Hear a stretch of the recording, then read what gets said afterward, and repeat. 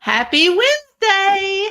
I'm not coming to you live today because I'm actually out of town, but I pre-recorded this because my goal this year is to do this every single week. So don't hang up. Don't hang up. Be sure and say hi because I will watch this and look at the comments when I get back from my trip. But today we are going to talk about organizing your supplies. And that is a job. I mean, am I right?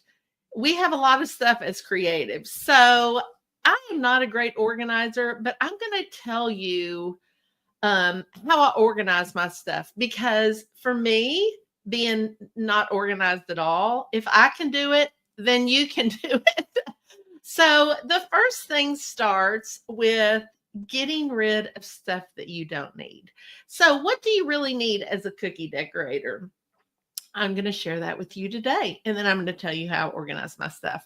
So I went from being an art teacher to a cookie decorator. So when I got into the cookie world, I mean, everything I saw, I felt like I had to have. I bought every gadget, everything because that's what you kind of do in art. And that's kind of my personality. I just want it all.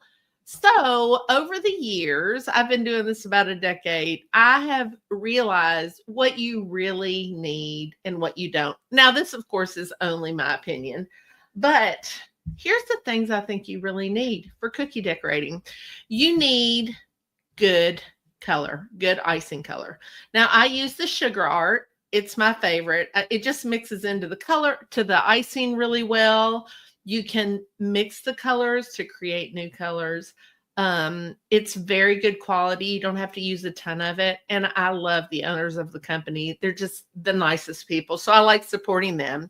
But if I didn't love the product, I would find something else to use, even though I do love them. But I really, really like the sugar art. Now, I've bought all kinds of different color over the years and gotten rid of it because I realized you really just need one good icing color. And for me, it's the sugar art. And I use their gel colors. So that's what I use. That's important. The other thing is you need piping bags and piping tips. Very important. The other thing that I think is a no brainer that you must have is a projector. You can decorate cookies without a projector, but it's 10,000 times harder. A projector just makes your life much easier. So if this is something that you think you want to do for a while, invest in a projector. I also have a dehydrator from Cabela's. I think it's a wonderful thing and it helps me to speed up my process, which I love. So those are the basics that you need to decorate cookies. Everything else is fun. Oh, stencils. I think you definitely need stencils and of course cookie cutters. Everything else you don't necessarily need. You just kind of want. So of course that's just my opinion. So here's kind of how my setup is. I have my office upstairs. It has no cookie stuff in it because I always want it to look nice and not cluttered. And so I leave the cookie stuff downstairs. I have a kitchen that I cook food in because I'm a home baker. So, and it's not a real big kitchen. So I do not have a ton of room. So I have one drawer and one cabinet that I put my cookie decorating stuff in. So my drawer, what it has is it has anything that I need in order to make cookies. So it has my rolling pin. It has my measuring spoons. It has my measuring cups. It has the perfection strips that I use to roll my dough out completely flat. And I leave them in that one drawer because when I want to be able to find it to make cookies or make icing, I want it to be there. So I have other measuring cups that I put somewhere else, but the stuff in that drawer I only use when it comes to cookie time. That really helps me not go crazy when I'm looking for stuff. So that's what's in my drawer. I have one cabinet in my kitchen that is cookie stuff. So in that cabinet, I keep my sugar art because I need to use that every time I make cookies. I keep my icing bags and I keep my icing tips and the little thing that hooks the couplers that hooks your tips onto your bags. Now I don't use tips that often, but I want them to be accessible when I need them. So I have that in my kitchen in the one shelf area. Everything else, and I have a drawer with bowls. I should have said that. A pull-out drawer with bowls. And the only bowls that go in this one particular drawer are bowls that I'm going to use for icing. If you don't have a drawer for bowls, and like I said, I don't have that big of a kitchen, but I bake cookies all the time, so I want to have them easily accessible. I have my small mixing bowls in there that I use to mix up colors of icing. And I've got a lot of them. I've got a lot of them and I have lids. And so those are the things that I have in my kitchen. In the other room, because I have an office upstairs and an office downstairs. The office upstairs is just a little bonus room that I just recently turned into an office. So I'll be more likely to do things like this because the background always looks nice. And in front of me, I have my books because I love to read and I'm going to read more this year. But my true office is downstairs, which is where we do the cookie cutters and where I design the cookie cutters and all that. That is a converted dining room. So I don't have a lot of space in that room for cookie supplies. So I bought one of those rolling carts that you can get at Michael's, and I put the supplies on that cart that I don't use all the time. So what do I have on that cart? I have airbrush color because I don't use that very often. And I have two kinds that I love. One is from Timbo, love his airbrush color. And the other is, I can't remember the name of it to save my life, but I'll put it in the comments because those are the only two airbrush colors that I use. I have those on the cart. The other thing that I have on the cart is my airbrush machine because I don't use it that often. And my cart, I can easily roll into my kitchen. So I have those two things on the cart. I do have, I really like using rice paper when you do cookies that are shaker cookies. And so I have some rice paper on that cart because I bought a big old thing of it. I'm trying to think of what else I have on that cart. I mean, that's pretty much it. Just the things that wouldn't fit in the kitchen. Now, occasionally I'll get something like modeling chocolate. I'll put that on the cart because I don't use it that often.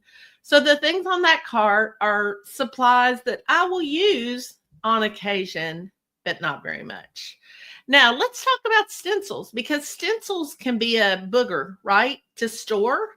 And so the way that I have tackled stencils is I have a notebook and it stays in my kitchen because I have a shelf that has a lot of cookbooks on it.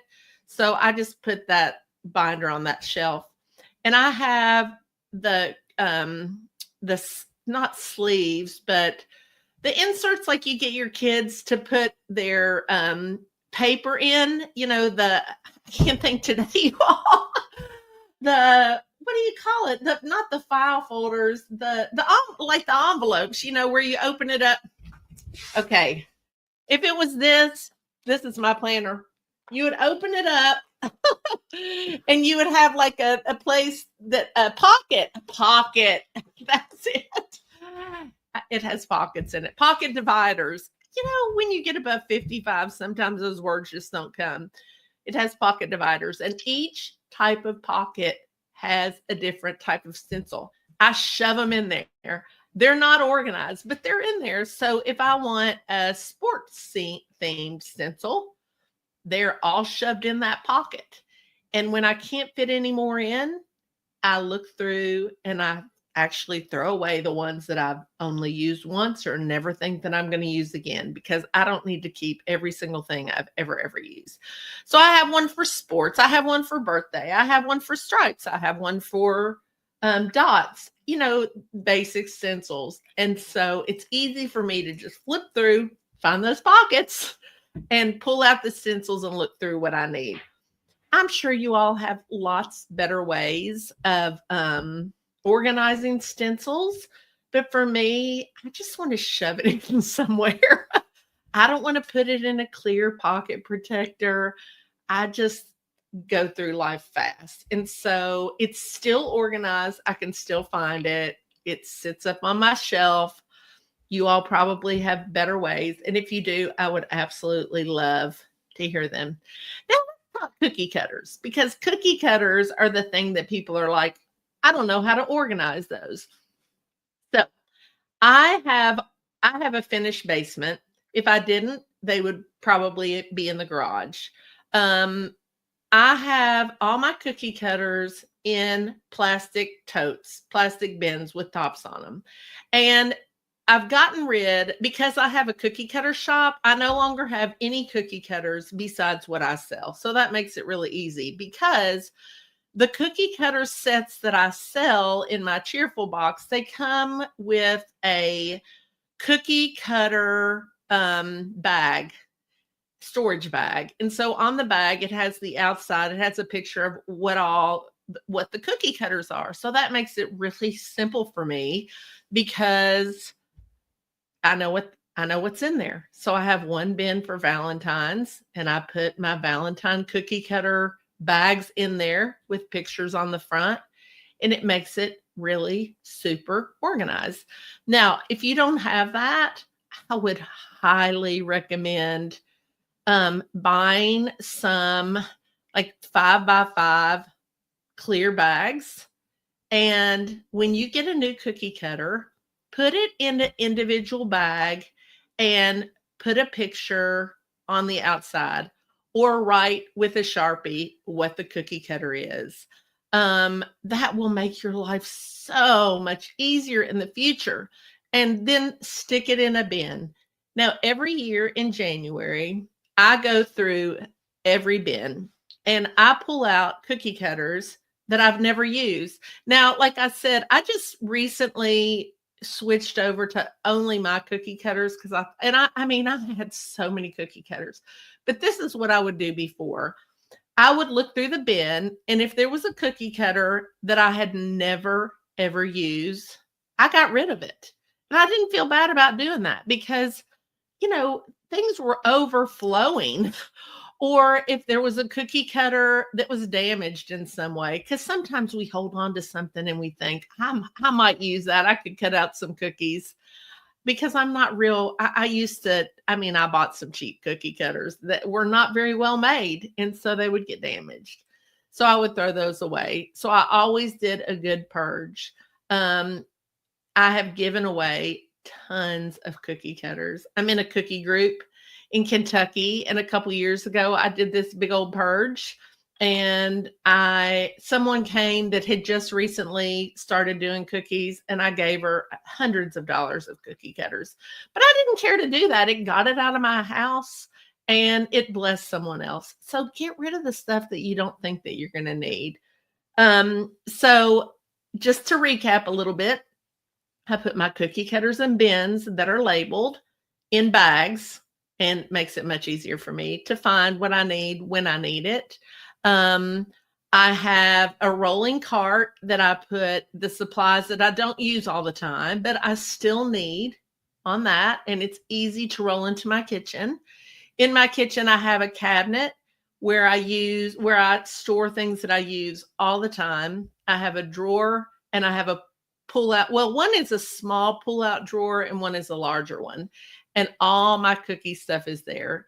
I don't have a ton of cookie stuff. I did when I started. I bought every single thing that you could find. I mean, I tried it, and it was fun to try it. But once I determined what I really liked as far as decorating, I just got rid of the rest. You don't need that much to decorate cookies. You really don't. So you need lots of cookie cutters, because that's what makes it fun. You need good icing color, and you need a good recipe. And what's the other thing I was going to say? Oh, scribes. I forgot to mention scribes, because we love scribes. I love going to CookieCon and getting lots of scribes. It's incredible. I keep the new ones and then I get rid of the old ones because I don't need 50 scribes. Now, I keep those in that drawer in my kitchen because I use them all the time. My friend Fresia has the cutest idea. She loves scribes. So she keeps them in a clear container on her desk. So they look really pretty, but they're right there when she needs. Now, I need to have her on here sometime because she is the most organized human being. I mean, she has a big cookie room and it's incredible, her organization skills. I'm not that organized, but I get it done. So I hope that you all learned a little bit. If you have any organization tips, please share them with me because I need them. And again, I'm out of town today, but I will be back with you next Wednesday. And be sure and listen to my new podcast episode tomorrow on Sugar Coated Dreams. And you can find it on Apple Podcasts. And I would tell you what I'm going to talk about, but I'm not exactly sure at this moment. I think I know, but I'm not positive. So it'll be a surprise to both of us. And then last but not least, I did a great interview last year with my friend Carrie, who is she is the queen of organizing. And so you can find that on YouTube, but I'm going to link that interview underneath this video. So she really gives some great tips on organization and she is the queen. So be sure and listen to that. And thank you for joining me today. And I will be back with you live next week. See ya. Bye.